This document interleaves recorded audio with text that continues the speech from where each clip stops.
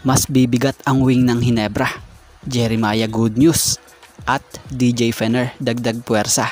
So pag-aagawan next PBA draft ito. And sino at gaano nga ba kahusay ang nakuha ng SMB na import ngayong Governors Cup.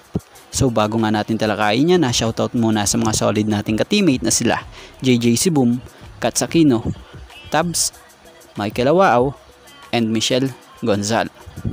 So about nga muna dito sa SMB import. So hindi Kano ang kinuha ngayon ng import ng SMB kundi isang Lithuanian. Ito ay si Tauras Jogela. Legit na forward, 31-year-old. Mukhang maraming pahihirapan itong kalaban sa PBA dahil sa pambihirang ligsi at tigas na player na ito. May magandang footwork and shooter din. Kaya nitong magbaba ng bola at magbigay rin ng magagandang pasa. Kung gusto nyo makita ang laro at galawan niya, eto't ating panoorin ang ilan sa mga highlights niya.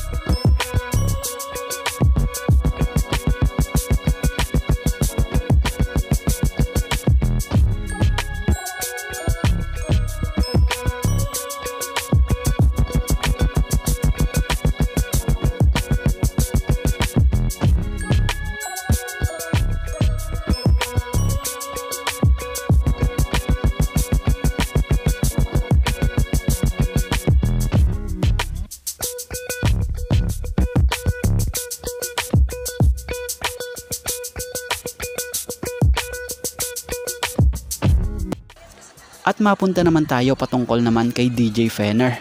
Sa mga hindi nakakakilala rito, ito'y Phil-Am na kasalukuyang naglalaro ngayon sa SGA Philippines para representa ang ating bansa for 43rd William Jones Cup. So sa ganda nga po ng nilalaro nito at maging sa nakaraang niyang mga stint or pinaglaruan, for sure kahit sinong PBA teams gugustuhin na to. Dahil ayon nga sa naging post or update ni Sir Snow Badwa, credit po kay Sir Snow, sinabi niya rito na tutukan nyo yung number 24 sa Strong Group Athletics, Phil-Am yun. Papadrop na next year yan sa PBA. Derek Fenner, ang name niya. So para sa opinion natin dito, kung ganito, eto kagaling, possible mag top pick pa nga ito. Bagamat 31-year-old na ito sa ngayon na, pero sobrang maaasahan ito dahil kahit may taas itong 6'6", napakaligsin ito. Kaya naman for sure kung tuluyang sumali at lumahok na ito sa next year PBA Rookie Draft, asahan na pag-aagawan nito. At mapunta naman tayo sa patungkol sa good news about kay Jeremiah Gray. May mga balita di umano na malaki ang posibilidad na makapaglaro na si Jeremiah Gray ngayong PBA Governors Cup. May balita rin na nung nakaraan na nakita ito sa mga video at nagpa-practice na siya ng shooting at dribblings. At sumabay pa nga rin raw ito kay Justin Brownlee nung umuwi ito sa bansa bago maglaro sa Pelita Jaya. At mukhang fit na nga rin raw ito, hindi gaya dati na medyo nadagdagan siya ng timbang. So marami nga ang nagsasabing baka hindi raw ito maging gaya na ng dati. Pero sa edad naman ni Jeremiah Gray, bata pa at mas may magagaling pang doktor na nag-handle talaga sa kanya. So sa tingin naman natin na makakalaro muli ito ng gaya ng dati. So sa ngayon mga ka-teammate, eto nga lang po muna ang ating sports pasada.